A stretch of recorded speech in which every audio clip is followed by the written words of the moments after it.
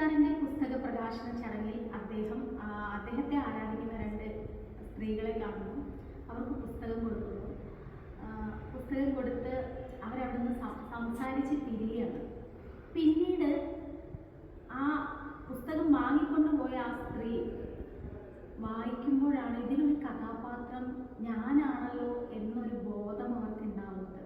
കുറേ കാലങ്ങൾക്ക് ശേഷം സ്നേഹം പങ്കുവെച്ച് പിരിഞ്ഞ ആളുകൾ ഒട്ടും മനസ്സിലാവാതെ പിന്നീട് കണ്ടുമുട്ടുന്ന ഒരു സംഭവമാണ് ഈ കഥയിൽ പറയുന്നത്. സ്കൂളിൽ പഠിക്കുന്ന കാലത്തുണ്ടായിരുന്ന ഒരു പ്രണയം രണ്ട് മതത്തിൽപ്പെട്ടവരായതുകൊണ്ട് അവർക്ക് വേർപിരിയേണ്ടി വരുന്നു. അതിനുശേഷം കാലങ്ങളോളം കഴിഞ്ഞിട്ട് അവർ കണ്ടുമുട്ടുന്നത് അക്ഷരങ്ങളിലൂടെയാണ് എന്നൊരു പ്രത്യേകത കൂടിയുണ്ട്.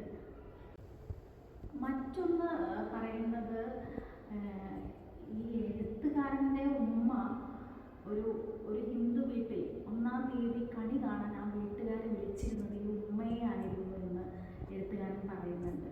അതേ എഴുത്തുകാരൻ്റെ മകൾ ഇന്നത്തെ കാലത്ത് സ്കൂളിൽ നിന്ന് കുട്ടികളോടൊപ്പം കളിക്കാൻ വേണ്ടിയിട്ട് പോകുമ്പോൾ, നീ ഒരു മുസ്ലിം മതത്തിലുള്ള കുട്ടിയാണ്, നീ ഞങ്ങളൊപ്പം കളിക്കണ്ട എന്ന് പറയുമ്പോൾ ഈ എഴുത്തുകാരൻ അത് രണ്ടും താരതമ്യം ചെയ്യുന്നുണ്ട്. കാലങ്ങൾക്ക് മുമ്പ് ഒരു ഹിന്ദു കുടുംബത്തിൽ കണി കാണാൻ തൻ്റെ ഉമ്മയായിരുന്നു വിളിച്ചിരുന്നത്.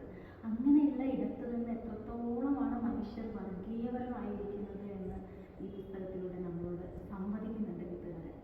ഇരട്ടക്കല്ലിലെ നിലാവ് ശ്രീ അഷ്റഫ് അമ്പലത്തിൻ്റെ പുസ്തകമാണ്, നോവലാണ്. മനോഹരമായ പ്രണയമുണ്ട്. ഇന്ന് നിലനിൽക്കുന്ന എല്ലാ തരത്തിലുമുള്ള ജാതി മത വിദ്വേഷങ്ങൾക്കെതിരെയുള്ള പ്രതിഷേധമുണ്ട് ഈ അക്ഷരങ്ങളിൽ.